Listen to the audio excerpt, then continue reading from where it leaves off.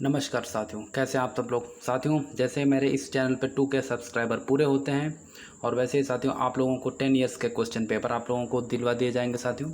और उसी के साथ में साथियों आप लोगों को ये जो टेस्ट सीरीज की जा रही है उसकी साथियों PDF, जी हाँ साथियों, उसकी जो है PDF जो है वो आप लोगों को जो है उपलब्ध करवा दी जाएगी टेलीग्राम और जो है व्हाट्सएप ग्रुप के माध्यम से। तो इसलिए साथियों हमारे चैनल पे जो है बने रहिए और जो लोग हमारे चैनल को पहली बार विजिट कर रहे हैं साथियों वो लोग हमारे चैनल को सब्सक्राइब जरूर करें साथियों। तो आइए हम बिना देरी किए हुए अपना क्वेश्चन पेपर साथियों स्टार्ट करते हैं। और साथियों आपको बताते चलें कि ये पर्यावरण का वेटेज दिन प्रतिदिन जो है साथियों बढ़ता जा रहा है, क्योंकि IFS जो होता है साथियों उसका भी जो है प्री और IAS का प्री जो है वो साथियों एक ही एग्ज़ाम के द्वारा होता है। जी हाँ, उन दोनों में सिलेक्शन सिर्फ और सिर्फ एक एग्ज़ाम के द्वारा होता है। इसलिए जो है पर्यावरण के क्वेश्चन जो है दिन प्रतिदिन साथियों बढ़ते जा रहे हैं। जी हाँ, और साथियों आप लोगों को बताते चलें इसके साथ में एक और इन्फॉर्मेशन साथियों, UPSC जो है कभी भी क्वेश्चन रिपीट नहीं करता है। जी हाँ, UPSC की एक ख़ास बात है कि वो क्वेश्चन नहीं रिपीट करेगा, लेकिन साथियों एरिया ज़रूर रिपीट करता है। और साथियों इसकी PDF देने की जिम्मेदारी हमारी है। और क्योंकि आप लोगों की तैयारी भी बेहतर चलती रहे, क्योंकि जैसे मैं तैयारी कर रहा हूँ खुद, तो मुझे पता क्या क्या प्रॉब्लम्स आती रहती हैं, उन सभी का सलूशन साथियों जो है इसी पे मिलेगा। 10 इयर्स का क्वेश्चन पेपर जो है प्री का हम यहाँ पे उपलब्ध करवाएंगे आपको, और मेंस की भी प्रैक्टिस साथियों यहीं पे हम ही करवाने वाले हैं। जी हाँ साथियों, तो आइए पहला क्वेश्चन स्टार्ट करते हैं। निम्नलिखित युग्मों पर विचार कीजिए। एक तरफ रोग दिए गए हैं और दूसरी तरफ साथियों जो है आपका कारक तत्व दिया गया है। जैसे मिनी मात्रा किस लिए होता है, ब्लैक फुट के किस कारक के द्वारा होता है, ये चीज़ जो है दी गई है। और इसमें से सही आंसर आप लोगों को चुनना है। तो पहला क्वेश्चन है और इसका सही आंसर अगर हम देखें तो इसका सही आंसर है साथियों आपका ऑप्शन बी। जी हाँ, ऑप्शन बी। इन चारों में से मात्र जो है दो जो है इसमें जो है मिलान एकदम सही है। तो आइए देख लेते हैं कौन कौन सा मिलान जो है वह साथियों जो है एकदम आपका एकदम सही है। तो इसमें साथियों जैसे इटाई रोग है, ये आर्सेनिक से नहीं होता है, आप लोगों को पता होगा। ये जो है ये आर्सेनिक इसमें गलत दे रखा है। इसमें जो है साथियों यह कैडमियम, नोट कर लीजिएगा आप लोग, कैडमियम के जो है संपर्क में आने से जो है यह रोग होता है साथियों। फिर आता है मिनी माता रोग। जी हाँ, तो वह पारा से होता है, ये एकदम सही हो गया साथियों। फिर आता है ब्लू बेबी सिंड्रोम। जी हाँ, ब्लू बेबी सिंड्रोम जो है यह साथियों जो है बिल्कुल सही है। नाइट्रेट जो है इसके द्वारा जो है साथियों इसके संपर्क में आने से होता है। और फिर आता है ब्लैक फुट, ये साथियों जो है ये कैडमियम जो है इसमें साथियों यह गलत दिया गया है। जी हाँ, जो ब्लैक फुट है साथियों वह आर्सेनिक की उच्च सांद्रता वाले आर्टेसिनियस कूप के जल उपयोग से 80 वर्षों से अधिक समय से कर रहे हैं, उनमें ये साथियों हो जाता है ब्लैक फुट रोग। जी हाँ, ब्लैक फुट रोग। तो इसमें साथियों मात्र जो है दो युग्म आपके एकदम सही थे। जी हाँ, तो चलिए अगले क्वेश्चन पे बढ़ते हैं और दूसरे नंबर के क्वेश्चन पे आते हैं साथियों। जी हाँ, पेटेंट अधिनियम 1970 के संदर्भ में निम्नलिखित कथनों पर विचार कीजिए। पहला कथन क्या कह रहा है साथियों, इसे आयंगार समिति की रिपोर्ट की सिफारिशों के आधार पर लागू किया गया था। दूसरा कथन है इसे भारतीय पेटेंट और डिज़ाइन अधिनियम 1911 को बदलने के लिए अधिनियमित किया गया था। तीसरा कथन है यह भोजन, दवाओं, रसायनों और सूक्ष्म जीवों को छोड़कर प्रौद्योगिकी के क्षेत्र में सभी पेटेंटों को सुरक्षा प्रदान करता है। इसमें से जो है सही कथन चुन करके बताना होगा। तो दूसरे नंबर का क्वेश्चन है साथियों, और इसका जो है सही आंसर है साथियों आपका ऑप्शन ए। मतलब पहला आपका कथन सही है, दूसरा कथन आपका सही है और तीसरा कथन यह आपका गलत हो रहा है। तो सबसे पहले हम देखते हैं कि पेटेंट है क्या साथियों। तो पेटेंट जो है वो बौद्धिक संपदा के संरक्षण का जो है यह एक रूप है, और यह साथियों किसी आविष्कार के लिए जो है एक विशेष अधिकार है। जी हाँ, जो एक उत्पादन या प्रक्रिया के समान होता है। और पेटेंट प्राप्त करने के लिए पेटेंट आवेदक में आविष्कार के बारे में तकनीकी जानकारी जनता के सामने प्रकट की जानी चाहिए, यह इसकी एक शर्त होती है साथियों। जी हाँ, और पेटेंट की अगर अवधि की बात कर लें, जैसे इससे जुड़े हुए क्वेश्चन आ जाते हैं, तो साथियों पेटेंट की जो अवधि है साथियों, इसकी अवधि में जो है साथियों आवेदन दाखिल करने की तारीख से 20 वर्ष हो। जी हाँ, चाहे वह अंतरिम या पूर्ण विनिर्देशिका के साथ दायर किया गया।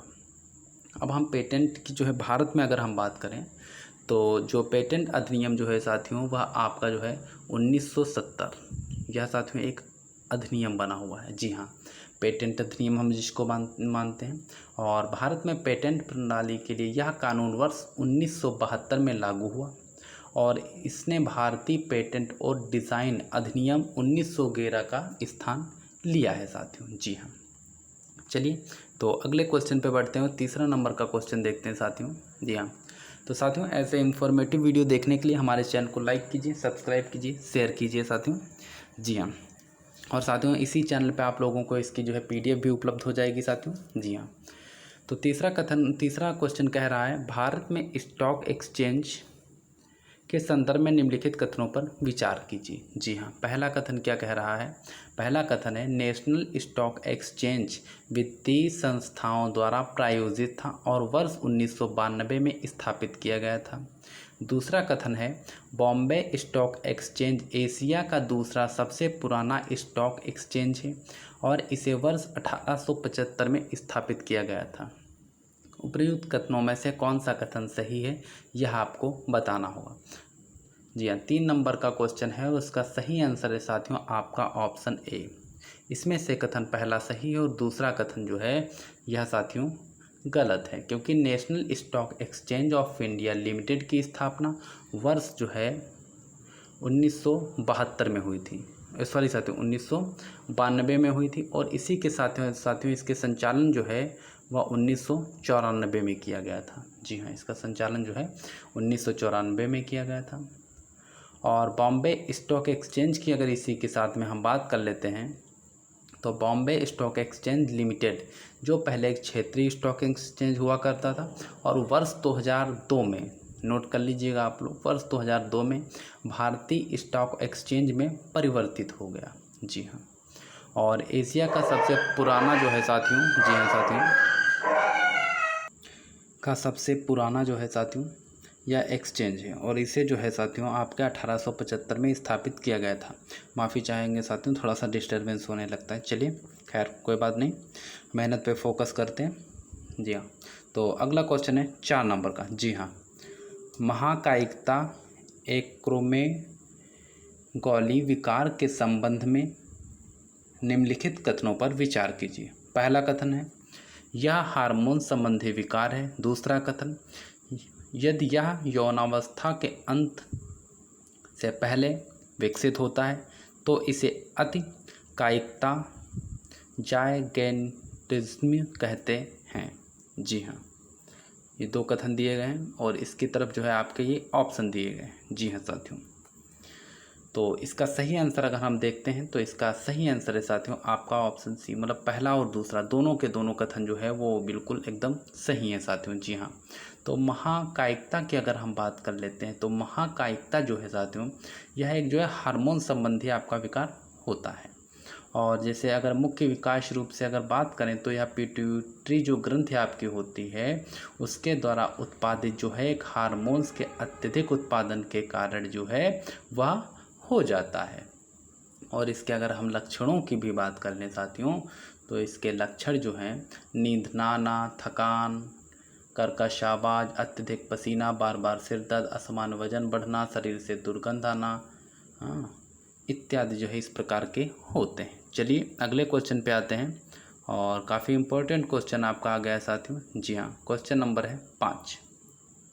विश्व बैंक समूह के संदर्भ में निम्नलिखित कथनों पर विचार कीजिए। पहला कथन, बहुपक्षीय निवेश गारंटी एजेंसी विदेशी निजी निवेशकों को युद्ध या नागरिक अशांति के कारण होने वाले नुकसान के लिए बीमा प्रदान करती है। दूसरा कथन है, निवेश विवादों के समाधान के लिए अंतर्राष्ट्रीय केंद्र ICSID की स्थापना वर्ष 1966 में की गई थी, जिसमें भारत इसका संस्थापक सदस्यों में से एक था। उपर्युक्त कथनों में से सही आंसर देना है। तो ये विश्व बैंक से जुड़ा हुआ क्वेश्चन है साथियों, और इसका सही आंसर है साथियों आपका ऑप्शन ए। पहला कथन एकदम सही है, दूसरा कथन आपका ये एकदम गलत है। जी हाँ, तो विश्व बैंक की अगर हम बात करें सबसे पहले, तो विश्व बैंक जिसको हम WB के नाम से जानते हैं, समूह में 5 निकट संबंधित संस्थान शामिल हुए थे। इसमें क्या क्या था, जैसे पुनर्निर्माण और विकास के लिए अंतर्राष्ट्रीय बैंक, अंतर्राष्ट्रीय विकास संघ, जी हाँ, अंतर्राष्ट्रीय वित्त निगम, बहुपक्षीय निवेश गारंटी एजेंसी, और इसी के साथ में निवेश विवादों के समाधान के लिए अंतर्राष्ट्रीय केंद्र। इन सभी से मिलकर के इसकी स्थापना हुई थी साथियों। जी हाँ, चलिए तो अगले क्वेश्चन पे बढ़ते हैं और क्वेश्चन नंबर 6 देखते हैं। जी हाँ, निम्नलिखित कथनों पर विचार कीजिए। पहला कथन है, पर्यावरण जैविक एवं अजैविक घटकों के बीच एक संतुलित होता है, स्थिर संतुलन है। दूसरा कथन है, बायोम पारिस्थितिकी तंत्र में संगठन का अंतिम स्तर होता है। इसमें सही आंसर आपको चुनकर बताना होगा इन कथनों में से। तो इसके सही आंसर की अगर हम बात करें तो इसका सही आंसर है साथियों आपका 6 का ऑप्शन डी।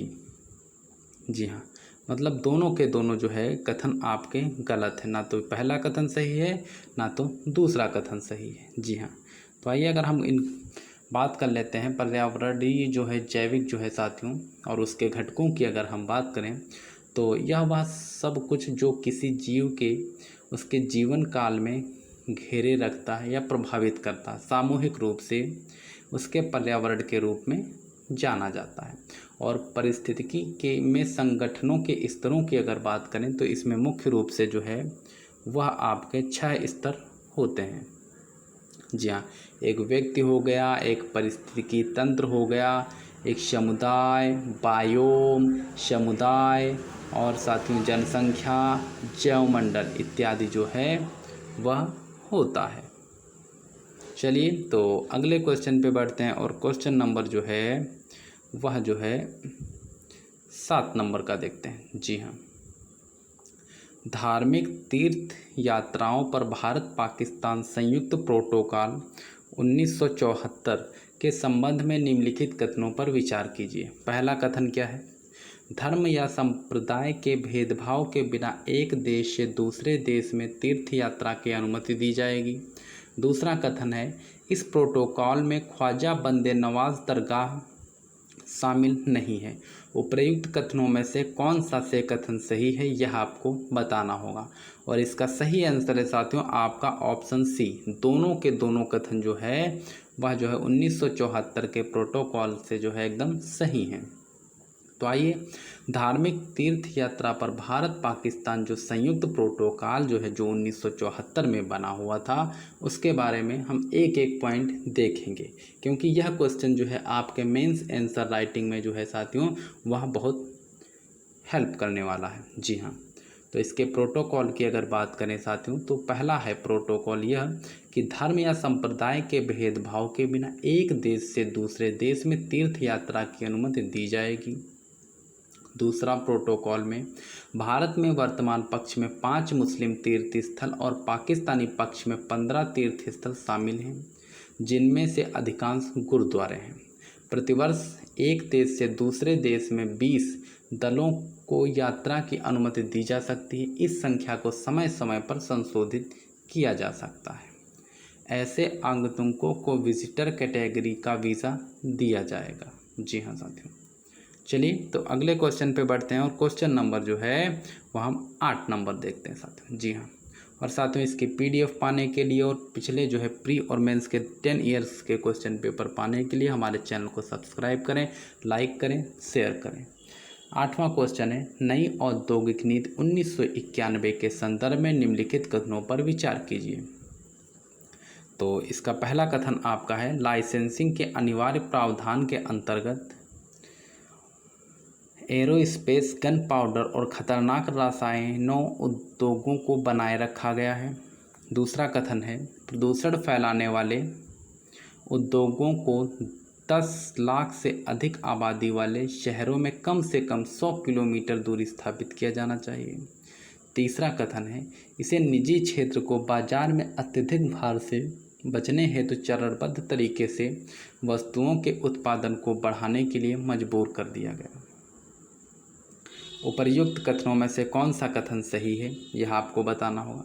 तो इसका सही आंसर है साथियों आपका ऑप्शन सी। जी हाँ, पहला कथन एकदम सही है, दूसरा और तीसरा यह दोनों कथन आपके गलत हो गए। तो पहले हम जो है आपका देखेंगे जो नई औद्योगिक नीति सन 1991 है वह क्या कहती है। जून 1991 महीने तक भारत की विदेशी मुद्रा को केवल 2 सप्ताह तक आयात सीमा तक गिर गई थी। इस नीति से सरकार ने अर्थव्यवस्था में सुधार की प्रक्रिया को प्रारंभ किया और इसी के साथ में साथियों कई अन्य प्रकार की नीतियां जो है बनाई हैं। तो इसमें कौन कौन सी नीतियां हैं वह हम देख लेते हैं। तो उद्योगों का अनारक्षण, जी हाँ, तो इसमें जो है क्या होता है, औद्योगिक नीति संकल्प 1956 द्वारा केंद्र सरकार के लिए आरक्षित उद्योगों को संख्या को घटाकर केवल 8 कर दिया गया था।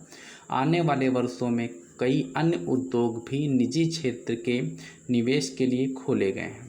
जी हाँ, और लाइसेंस रद्द करना, अंतरिक्ष प्रौद्योगिकी और रक्षा संबंधी इलेक्ट्रॉनिक उपकरण, गन पाउडर जैसे लाइस औद्योगिक विस्फोट और अधिस्फोटी फ्यूज, खतरनाक रसायन, तंबाकू, सिगरेट और संबंधित उत्पाद, मादक पेय पदार्थ इत्यादि के लिए जो है उद्योगों को लाइसेंस देना। जी हाँ साथियों, तो चलिए अगले क्वेश्चन पे बढ़ते हैं और क्वेश्चन नंबर जो है आपका 9 देखते हैं। जी हाँ, 9 नंबर के क्वेश्चन पे हम आ गए हैं। जी हाँ, निम्नलिखित कथनों पर विचार कीजिए। जी हाँ, निम्नलिखित कथनों पर विचार कीजिए। पहला कथन है आधार वह दर है जो आरबीआई अन्य बैंकों को दीर्घावधि उधार देने पर प्रभावित करता है। दूसरा कथन है बैंक वह ब्याज दर है जिसके नीचे अनुसूचित वाणिज्यिक बैंकों को अपने ग्राहकों को उधार देने की अनुमति नहीं है। तो इसका सही आंसर मतलब इसमें से कौन सा आंसर जो है सही नहीं है यह आपको बताना होगा। तो इसमें जो है आपका ऑप्शन सी, दोनों के दोनों कथन जो है इससे जुड़े हुए नहीं है साथियों। जी हाँ, तो चलिए अगले क्वेश्चन पे बढ़ते हैं और इम्पोर्टेंट नंबर का क्वेश्चन यह आ गया है साथियों। जी हाँ, काफ़ी इम्पोर्टेंट क्वेश्चन है और ये 10 नंबर का क्वेश्चन है। जी हाँ, इससे जुड़े हुए क्वेश्चन साथियों आपको जो है बहुत देखने को मिलेंगे और ये साथियों प्री में ही नहीं, ये मेंस में भी हेल्प करेगा, मतलब बहुत सारी आपकी हेल्प करने वाला है साथियों। मेंस में भी ऐसे क्वेश्चन बनकर आते हैं। तो आइए देखते हैं। एक तरफ जनजाति दी गई है और दूसरी तरफ जो है उसका जो है राज्य दिया गया है और इनमें से बताना इनमें से जो है कितने सुमेलित नहीं हैं। जी हाँ साथियों, इसमें से कितने सुमेलित नहीं है यह आपको बताना होगा। तो जैसे भील है, तो जो भील है यह छत्तीसगढ़ का जो है नृत्य नहीं है साथियों। जी हाँ, सॉरी साथियों, भील जो है यह सबसे बड़े जनजाति आदिवासी समूहों में से एक है जो छत्तीसगढ़, गुजरात, कर्नाटक, मध्य प्रदेश, महाराष्ट्र, आंध्र प्रदेश, राजस्थान इत्यादि जो है राज्यों में होता है। और भील जो है साथियों, ये जो भील आपका है यह जो है बिल्लू शब्द से लिया गया और जिसका अर्थ होता है धनुष। और भील उत्कृष्ट धनुर्धर होने के साथ साथ अपने स्थानीय भूगोल के बारे में भी गहन अध्ययन रखते हैं साथियों। जी हाँ, और उसके बाद में आता है आपका मुंडा। जी हाँ, मुंडा जो है मुंडा छोटा नागपुर पठार से संबंधित एक जनजाति है जो झारखंड, छत्तीसगढ़, मध्य प्रदेश, ओडिशा, त्रिपुरा और पश्चिम बंगाल में फैली हुई है। एक मुंडा व्यक्ति अपने उपनाम से परिभाषित होता है जो कि पेड़ों, पशुओं और पक्षियों जैसे प्राकृतिक तत्वों पर आधारित होता है। फिर आपका आता है साथियों ये संथाल। तो संथाल जो है यह संथाल एक भारत की सबसे बड़ी और पुरानी जातियों में से एक मानी जाती है और यह जो है असम, बिहार, छत्तीसगढ़, झारखंड, ओडिशा और पश्चिम बंगाल इत्यादि क्षेत्रों में जो है यह पाए जाते हैं।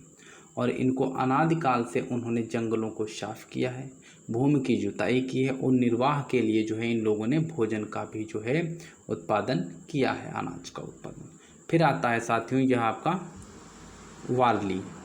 जी हाँ, वारली जो है वह महाराष्ट्र के ठाणे, नासिक एवं धुले जिलों, गुजरात के वलसाड जिलों, और कर्नाटक, गोवा, दादर और नगर हवेली तथा दमन व दीव केंद्र शासित प्रदेशों में फैले हुए हैं। वारली छोटे पैमाने के किसान हैं और चावल, दाल एवं सब्जियों की खेती करते हैं और ये जीविका उपार्जन के लिए जो है ये पड़ोसी समुदायों की ताड़ी, महुआ एवं जलावन लकड़ी को भी बेच लेते हैं। जी हाँ, ये थे इसके इम्पोर्टेंट फैक्ट साथियों, सभी आप लोग जो है ध्यान रखिएगा। तो चलिए अगले क्वेश्चन पे बढ़ते हैं और क्वेश्चन नंबर जो है 11 देखते हैं। जी हाँ, तो एक तरफ मुद्रा है, एक तरफ जो है विशेषता उसकी है, जैसे हार्ड करेंसी क्या है। तो हार्ड करेंसी की अगर बात करें तो यह साथियों एक अंतर्राष्ट्रीय मुद्रा मानी किया जाती है, अंतर्राष्ट्रीय मुद्रा है ही, और इसमें उच्चतम विश्वास दर्शाया जाता है और हर अर्थव्यवस्था को इसकी जो है वह आवश्यकता होती है। और दुनिया की सबसे मजबूत मुद्रा वह है जिसमें उच्च स्तर की तरलता होती है, मूल रूप से उच्चतम और साथ ही अत्यधिक विविध निर्यात वाली अर्थव्यवस्था जो अन्य देशों को अनिवार्य आयात, रक्षा उत्पादों, जीवन रक्षक दवाओं और पेट्रोलियम उत्पादों के रूप में कर सकती है। फिर आती है साथियों आपका देखते हैं एक है ये हॉट करेंसी। जी हाँ साथियों, हॉट करेंसी। तो आइए देख लेते हैं कि हॉट करेंसी पहले है क्या। जी हाँ, हॉट करेंसी। तो हॉट करेंसी जो हीटेड करेंसी शब्द घरेलू मुद्रा को इंगित करने के लिए विदेशी मुद्रा बाजार में इस्तेमाल किए जाने वाले एक शब्द है, जो हार्ड करेंसी की अर्थव्यवस्था से बाहर निकलने की उच्च प्रवृत्ति के कारण मूल्यह्रास के पर्याप्त दबाव में होता है। फिर आता है आपका हीटेड करेंसी। जी हाँ, कौन सा है साथियों? Heated currency. तो हीटेड करेंसी जो है वह साथियों विदेशी मुद्रा बाजार का एक शब्द है और किसी भी हार्ड करेंसी के लिए एक स्थायी नाम है। कुछ कारणों से यह एक कठिन मुद्रा किसी अर्थव्यवस्था से तेज गति से बाहर निकल रही हो तो हार्ड करेंसी को ही हीटेड करेंसी माना जाता है। फिर आपका आता है चीप करेंसी। जी हाँ, तो चीप करेंसी वह धन होता है साथियों जिसमें बहुत कम ब्याज पर जो है उधार धन लिया जाता है, उसको हम लोग जो है चीप करेंसी बोलते हैं। तो इसका सही आंसर अगर हम देखते हैं साथियों, तो इसका सही आंसर है साथियों आपका ऑप्शन बी। जी हाँ, चलिए अगले क्वेश्चन पे बढ़ते हैं और क्वेश्चन नंबर जो है वह 12 देखते हैं साथियों। जी हाँ, 12 नंबर क्वेश्चन आ गया है और निम्नलिखित कथनों पर विचार कीजिए। पहला कथन है आपका, एक एस्चुअरी इकोटोन का उदाहरण है। दूसरा, एक इकोटोन में जैव विविधता उसके निकटस्थ पारिस्थितिक तंत्र से अधिक होती है। उन कथनों में से कौन सा जो है कथन सही नहीं है यह आपको बताना होगा। तो इसका ऑप्शन डी। जी हाँ, दोनों के दोनों कथन जो है वह सही नहीं है। जी हाँ, वह जो है सही नहीं है। तो चलिए अगले क्वेश्चन पे बढ़ते हैं और क्वेश्चन नंबर जो है 13 देखते हैं। जी हाँ साथियों, 13 नंबर का क्वेश्चन देखते हैं। निम्नलिखित युग्मों पर विचार कीजिए। एक तरफ विषैले पदार्थ दिए गए हैं, दूसरी तरफ उनसे जोखिम दिया गया, मतलब उन जो विषैले पदार्थ हैं उनसे क्या क्या हो सकता है। तो इसमें से बताना होगा। सबसे पहले हम देखेंगे बेंजीन को। जी हाँ, बेंजीन को जो हम देखेंगे कि बेंजीन से जो है क्या क्या दिक्कतें होती हैं। तो बेंजीन है जो साथियों वह ल्यूकेमिया, गुणसूत्र क्षति इत्यादि के लिए जो है घातक होता है। जी हाँ, बेंजीन। तो यह तो आपका युग्म जो है साथियों यह एकदम सुमेलित हो गया। फिर आता है क्रोमेट। जी हाँ, फिर आता है क्रोमेट्स। जी हाँ, तो क्रोमेट जो है साथियों वह जो है त्वचा के अल्सर या गुर्दों की सूजन, कैंसर इत्यादि के लिए होता है। यह साथियों फेफड़ों के लिए नहीं होता है, तो यह आपका गलत हो गया। जी हाँ, फिर आता है आपका मैगजीन। जी हाँ, फिर आपका आता है मैगजीन, और मैगजीन जो है वो तंत्रिका क्षति और प्रजनन प्रणाली को नुकसान जो है वह पहुंचाता है। तो यह आपका एकदम सही हो गया मैगजीन। फिर आता है बेरिलियम। जी हाँ, बेरिलियम जो है वह साथियों जो है वो घातक फेफड़े की बीमारी और हृदय और फेफड़े की जो है की विषाक्तता को बढ़ाता है। जी हाँ, यह बेरिलियम का काम हो गया। ये साथियों कैंसरजन एकदम गलत है। तो इसका सही आंसर क्या है? इसका सही आंसर निकला आपका ऑप्शन बी। इसमें से सिर्फ एक युग्म सुमेलित था, बाकी युग्म सुमेलित नहीं थे। जी हाँ, इसके साथ में साथियों कुछ और आते हैं जो इनसे जुड़े हुए क्वेश्चन जिनसे बन जाते हैं उनको भी आप लोग ध्यान रखिएगा। तो साथियों एक आर्सेनिक से बहुत क्वेश्चन उठाता है, तो सबसे पहले हम इसका उपयोग जान लेंगे। आर्सेनिक का उपयोग क्या होता है? तो इसका उपयोग कीटनाशक, यूनानी दवाएं, शीशा इत्यादि में होता है और यह विषाक्त, त्वचा शोथ, पेशी पक्षघात, यकृत और गुर्दे को नुकसान, बालों का झड़ना, गैंग्रीन, कैंसर इत्यादि होता है। फिर जो है इसके साथ में एक आता है शीशा। तो शीशा साथियों वह जो है न्यूरोटॉक्सिन, रक्त प्रणाली और मस्तिष्क को क्षति जो है वह शीशा पहुंचाता है।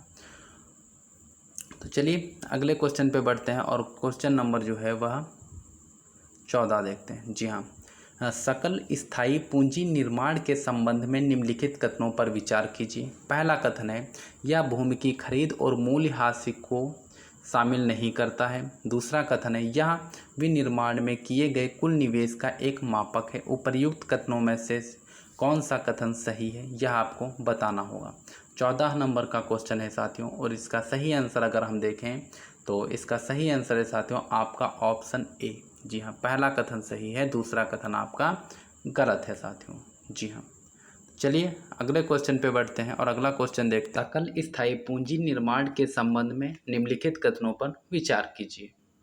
पहला कथन है यह भूमि की खरीद और मूल्यह्रास को शामिल नहीं करता है। दूसरा कथन है यह विनिर्माण में किए गए कुल निवेश का एक मापक है। उपर्युक्त कथनों में से कौन सा से कथन सही है यह आपको बताना होगा। तो इसका सही आंसर है साथियों आपका ऑप्शन ए। जी हाँ साथियों, आपका ऑप्शन एकदम सही है। पहला कथन सही है, दूसरा कथन आपका गलत हो गया। अगले क्वेश्चन पे बढ़ते हैं और क्वेश्चन नंबर जो है आपका 15 देखते हैं। जी हाँ, निम्नलिखित कथनों पर विचार कीजिए। जी हाँ, पहला कथन क्या कह रहा है? प्रकाश संश्लेषण और श्वसन की क्रिया दोनों प्रकाशीय क्षेत्र में संपन्न होती हैं। दूसरा कथन अप्रकाशीय क्षेत्र में केवल श्वसन क्रिया संपन्न होती है।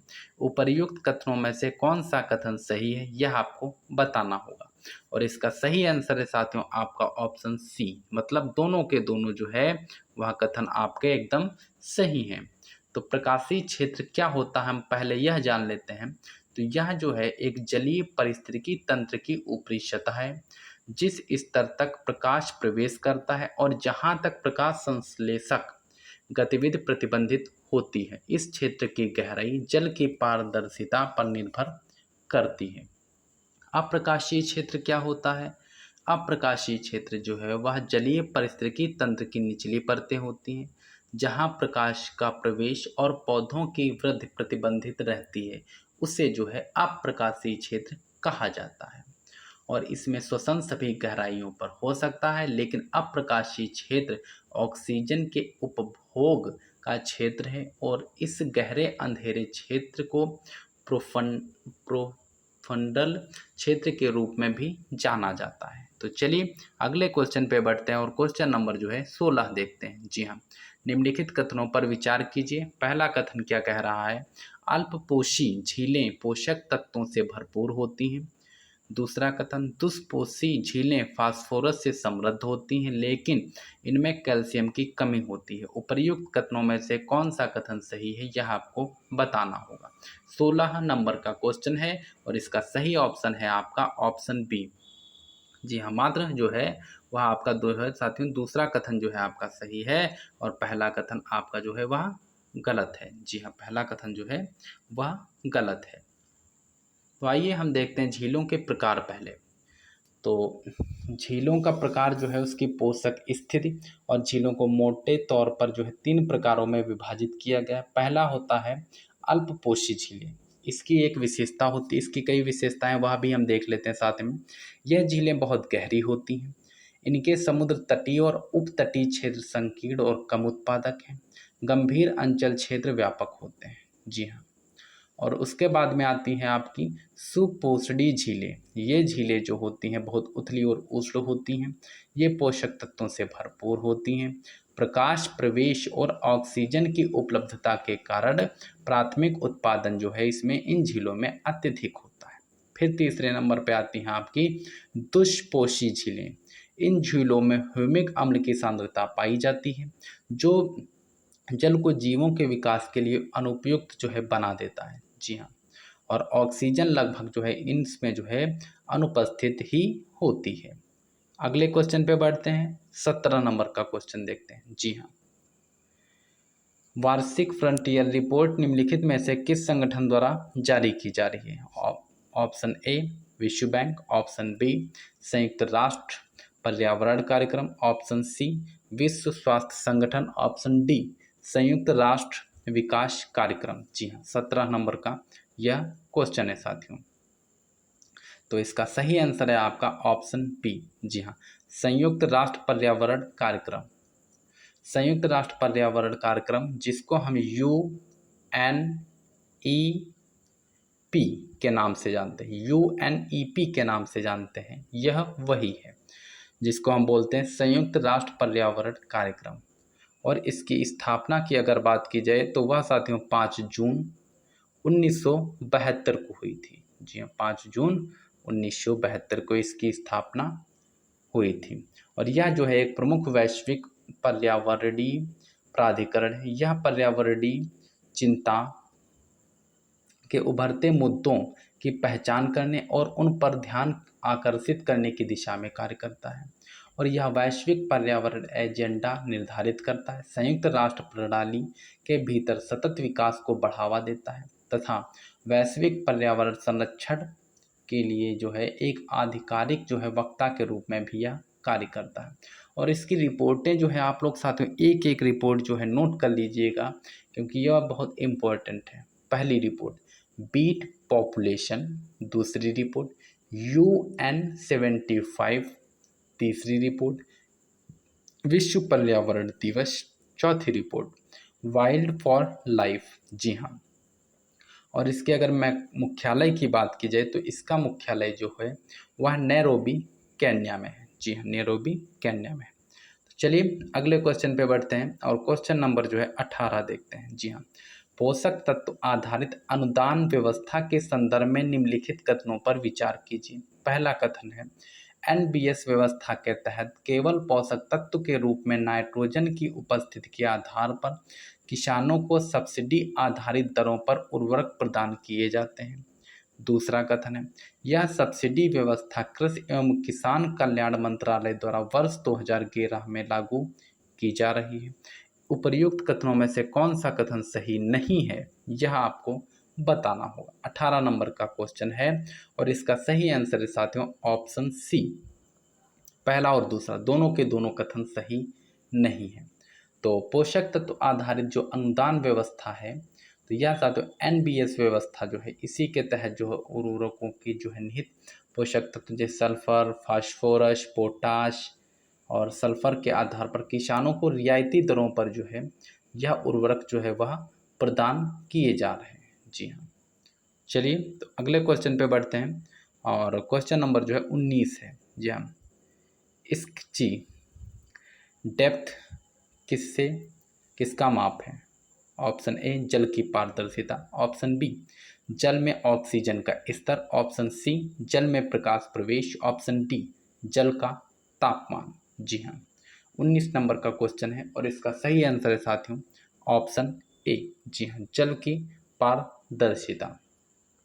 जी हाँ, तो स्केची जो है डेप्थ जो है वह जल की पारदर्शिता का मापन का जो है यह एक उपाय है, जहाँ स्केची की गहराई बढ़ने के साथ पारदर्शिता घट जाती है। और स्केची डेप्थ पानी की वह गहराई होती है जिसके आगे जल मग्न डिस्क पर एक उच्च विपर्यास प्रारूप लंबी अवधि तक दिखाई नहीं देता है। जी हाँ, चलिए अगले क्वेश्चन पे बढ़ते हैं और क्वेश्चन नंबर जो है वह 20 देखते हैं। जी हाँ, 20 नंबर का क्वेश्चन है, निम्नलिखित में से कौन सा जानवरों के एक समूह के साथ रहने का कारण नहीं है? जी हाँ, कारण नहीं है यह आपको बताना होगा।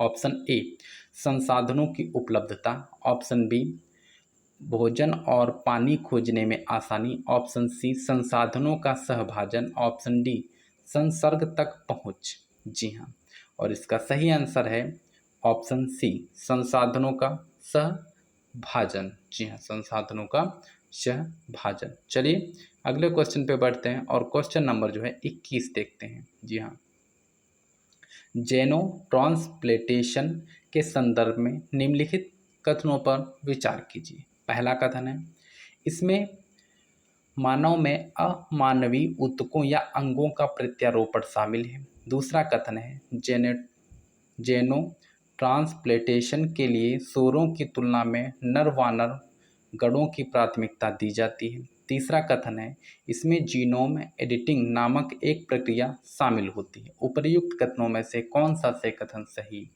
है, यह आपको बताना है। और इसका सही आंसर है साथियों आपका ऑप्शन बी। जी हाँ, पहला और तीसरा कथन सही है, दूसरा कथन जो है वह आपका जो है साथियों यह गलत है। तो चलिए अगले क्वेश्चन पे बढ़ते हैं और क्वेश्चन नंबर जो है वह 22 देखते हैं। निम्नलिखित बायोम को उनकी अवस्थिति के बढ़ते अक्षांश के घटते क्रम में व्यवस्थित कीजिए। मतलब जिसको हम बोलते हैं कि नंबर से लगाना, वो भी कैसे, बढ़ते अक्षांश में। जी हाँ, बढ़ते अक्षांश में जो है इनको जो है नंबर से लगाना है। तो इसका सही कालक्रम जो है देख लेते हैं हम। तो इसका सही जो है ऑप्शन सी। जी हाँ, मतलब पहले हम सवाना करेंगे, फिर जो है साथियों आपका प्रेरी है, और उसके बाद में आता है बोरियल वन, फिर आता है आपका टुंड्रा। जी हाँ, तो पहले हम जान लेते हैं बायोम है क्या। तो बायोम जो है वह जीवमंडल का स्थलीय भाग विशाल क्षेत्रों में विभक्त होता है, जिन्हें बायोम कहा जाता है। ये जलवायु, वनस्पति, पशु जीवन और सामान्य मृदा प्रकार के आधार पर विशिष्ट होते हैं। कोई भी दो बायोम एक जैसे नहीं हो सकते, यह इसकी जो है एक विशेषता होती है। जी हाँ,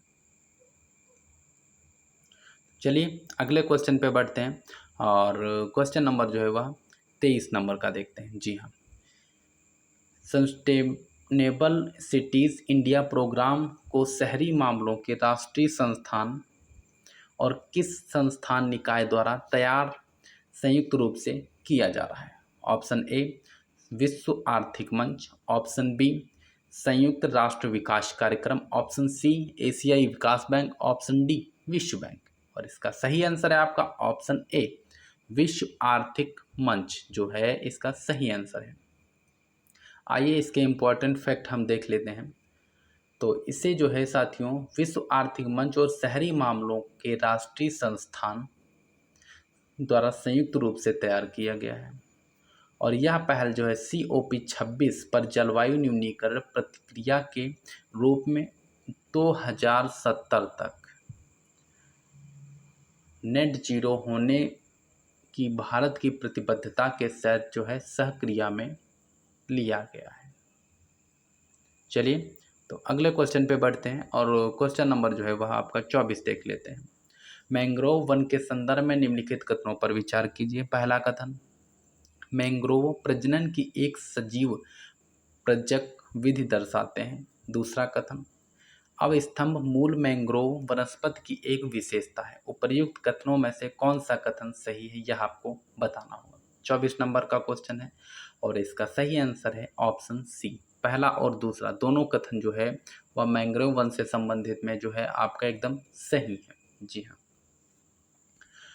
मैंग्रोव जो उष्णकटिबंधीय और उपोष्णकटिबंधीय अक्षांशों के भीतर आर्द्रता युक्त तट रेखाओं के साथ पाए जाने वाले एक प्रकार के तटीय पौधे हैं।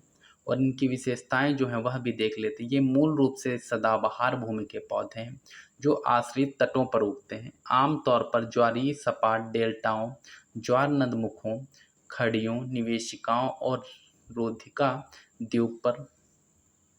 और ये वायवीय मृदा स्थितियों में श्वसन की समस्या को दूर करने के लिए श्वसन मूल निर्मूल जड़ों का उत्पादन करते हैं। जी हाँ, तो चलिए अगले क्वेश्चन पे बढ़ते हैं और क्वेश्चन नंबर जो है वह 25 है। 25 नंबर का क्वेश्चन देखते हैं। जी हाँ, निम्नलिखित में से कौन सी वृद्धि की उच्च आंतरिक दर वाली जनसंख्या में प्राणियों की विशेषता नहीं है। ऑप्शन ए कम अवधि की पीढ़ी, ऑप्शन बी उच्च प्रजनन दर, ऑप्शन सी यौनावस्था की शुरुआत में देरी, ऑप्शन डी एक साथ सामान्य से अधिक बच्चों का जन्म। जी हाँ, तो ये 25 नंबर का क्वेश्चन है और इसका सही आंसर है आपका ऑप्शन सी यौनावस्था की शुरुआत में देरी। जी हाँ, तो चलिए अगले क्वेश्चन पे बढ़ते हैं और इम्पोर्टेंट क्वेश्चन इससे जुड़े हुए काफ़ी क्वेश्चन जो है आपको देखने को मिलेंगे, इसलिए इसके एक एक फैक्ट पे ध्यान दीजिएगा।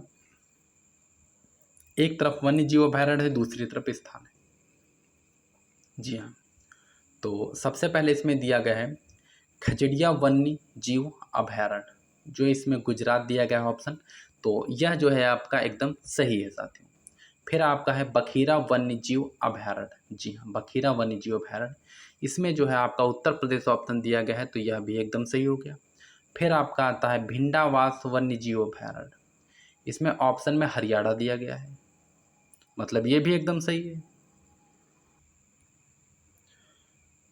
और फिर आता है आपका थोल झील वन्य जीव अभयारण्य। जी हाँ, जिसमें जो है आपका ऑप्शन जो है गुजरात दिया गया है, तो यह भी एकदम सही है। जी हाँ, तो मतलब इसमें जो है चारों के चारों युग्म जो है एकदम सही हैं, और आपका ऑप्शन डी एकदम सही है।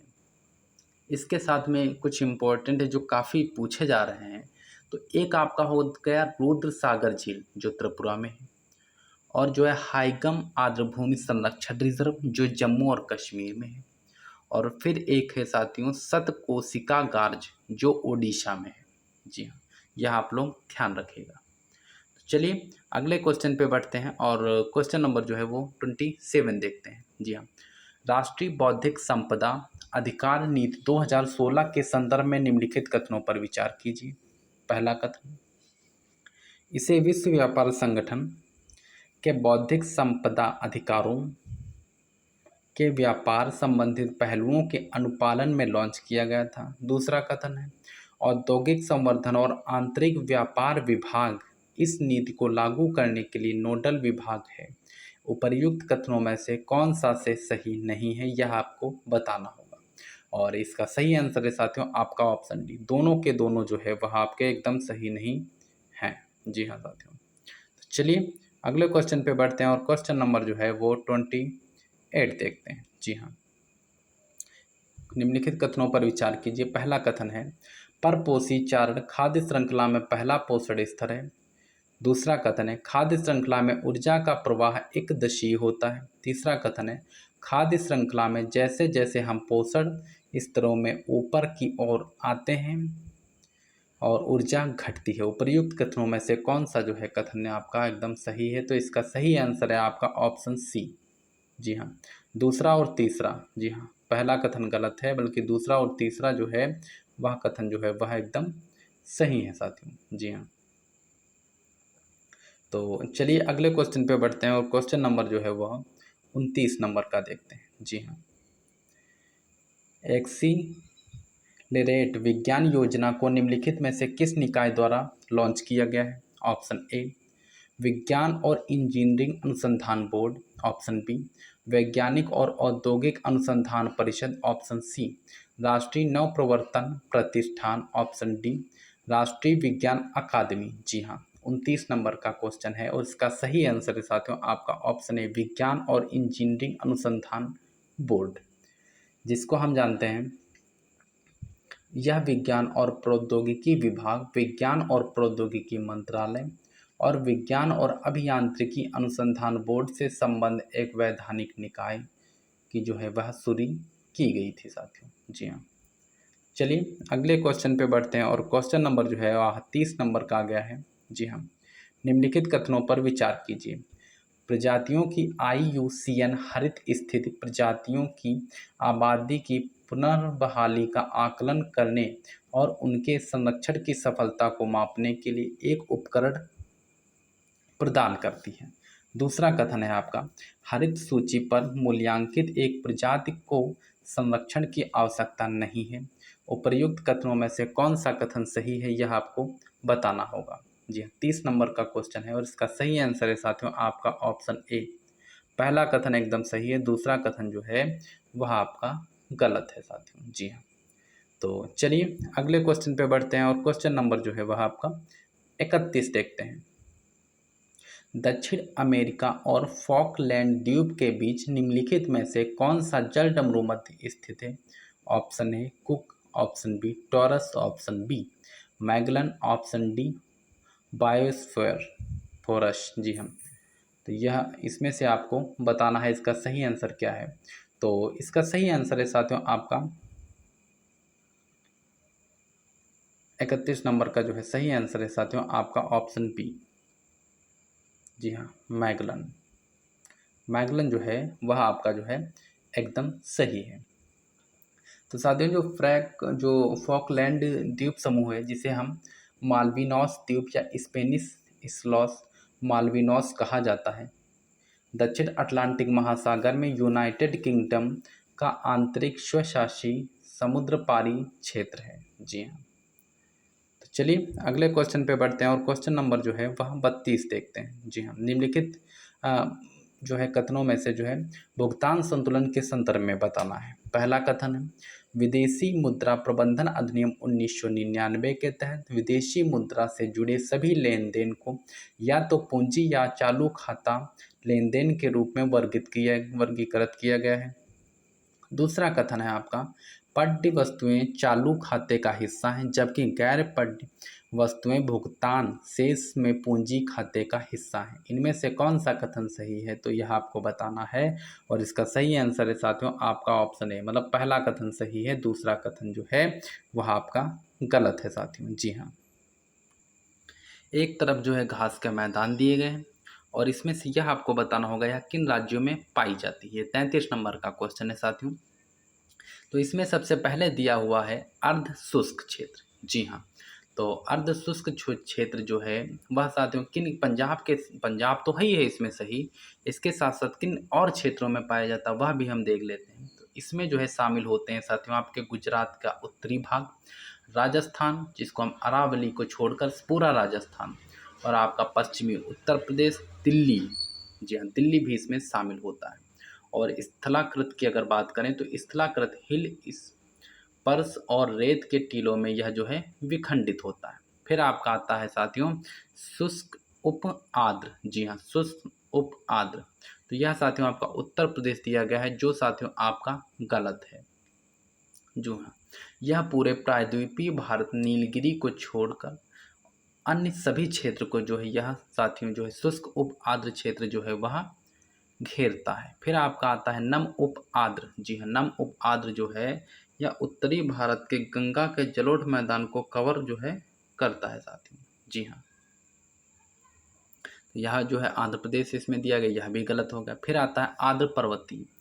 आर्द्र पर्वतीय जो है साथियों यह हिमाचल प्रदेश के साथ साथ और भी देख लेते हैं, तो हिमाचल प्रदेश के साथ साथ यह असम, मणिपुर, पश्चिम बंगाल, उत्तर प्रदेश, पंजाब और जम्मू कश्मीर आर्द्र पर्वतीय क्षेत्रों और नम उप आर्द्र क्षेत्रों तक जो है यह विस्तृत होता है साथियों। और इसमें से जो है आपका ऑप्शन बी, मतलब 2 युग्म जो है वह सुमेलित है। तो चलिए अगले क्वेश्चन पे बढ़ते हैं और क्वेश्चन नंबर जो है वह आपका 34 देखते हैं। जी हाँ, विजय केलकर समिति का गठन वर्ष 2015 में से संबंधित मामलों को देखने के लिए किया गया था। ऑप्शन ए सूक्ष्म लघु एवं मध्यम उद्योग, ऑप्शन बी विशेष आर्थिक क्षेत्र, ऑप्शन सी गैर निष्पादित संपत्तियां, और ऑप्शन डी है आपका सार्वजनिक निजी भागीदारी मॉडल। जी हाँ, 34 नंबर का क्वेश्चन है और इसका सही आंसर है साथियों आपका ऑप्शन डी सार्वजनिक निजी भागीदारी, जिसको हम पीपीपी मॉडल जानते हैं। जी हाँ, पीपी का अर्थ क्या होता है यह जान लीजिए, क्योंकि ऐसे साथियों आपके क्वेश्चन जो है वह जो है आपको जो है मेंस में बहुत ज़्यादा देखने को मिलते हैं। जी हाँ, तो पीपी का अर्थ जो है वह किसी भी परियोजना के लिए सरकार या उसकी किसी वैधानिक संस्था और निजी क्षेत्र के बीच लंबी अवधि का समझौता है।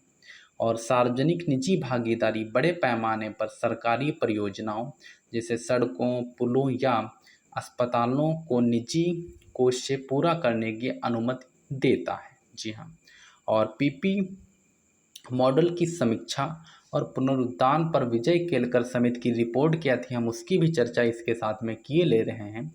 तो केंद्रीय बजट 2015 और 2016 में वित्त मंत्री ने घोषणा की कि बुनियादी ढांचे के विकास के पीपीपी प्रकार पर फिर से विचार किया जाना चाहिए और इसे पुनर्जीवित जो है वह जो है इसको किया जाना चाहिए। जी हाँ, और इस घोषणा के अनुसार अवसंरचना विकास के पीपीपी मॉडल की समीक्षा और पुनरुद्धार पर एक समिति की स्थापना की गई, जिसकी अध्यक्षता डॉक्टर विजय केलकर ने की थी। इसमें सिफारिशें क्या की थी यह भी देख लेते हैं।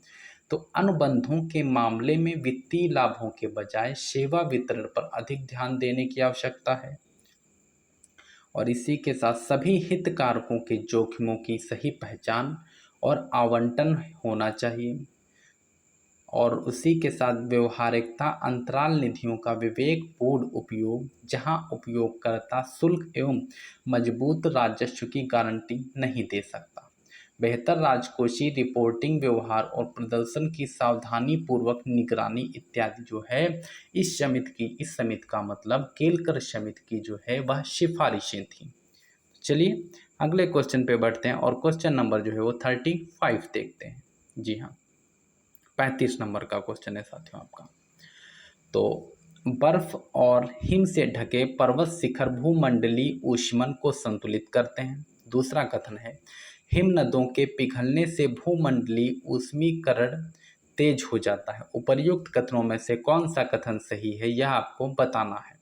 तो इसका सही आंसर है साथियों आपका ऑप्शन सी, पहला और दूसरा दोनों कथन जो है वह आपके एकदम सही हैं साथियों। जी हाँ, तो पर्वतों की परिस्थिति की भूमिका क्या है वह हम जान लेते हैं, एक दो देख लेते हैं भूमिकाएं। तो पर्वत महत्वपूर्ण परिस्थिति की भूमिका निभाते हैं। उनमें विश्व के अधिकांश वन हैं जो ग्रह की अधिकांश स्थलीय जैव विविधता के आवास हैं, और पर्वत पृथ्वी पर जलवायु को नियंत्रित करने में भी सहायता करते हैं। चलिए अगले क्वेश्चन पे बढ़ते हैं, और अगला क्वेश्चन है आपका 36, जी हाँ 36 नंबर का क्वेश्चन है। इस्लामिक सहयोग संगठन, जी हाँ OIC के संदर्भ में निम्नलिखित कथनों पर विचार कीजिए। इसमें से आपको बताना है, पहला कथन क्या है, भारत OIC का सदस्य नहीं है। दूसरा कथन, यह संयुक्त राष्ट्र के बाद दूसरा सबसे बड़ा अंतर सरकारी संगठन है। जी हाँ, तो इसका सही आंसर है साथियों आपका ऑप्शन सी, पहला और दूसरा दोनों कथन जो है वह आपके एकदम सही है।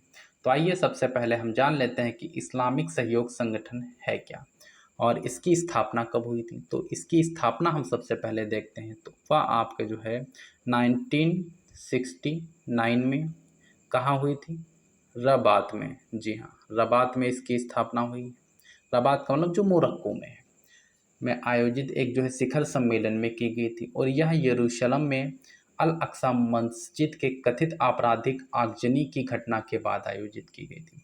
और इसमें जो है पूरे 57 सदस्य देश हैं, और भारत जो है वो भारत जो है वो OIC का सदस्य नहीं है। और इसके उद्देश्य क्या है, इसके उद्देश्यों में साथियों एक दो इम्पॉर्टेंट उद्देश्य देख लेते हैं।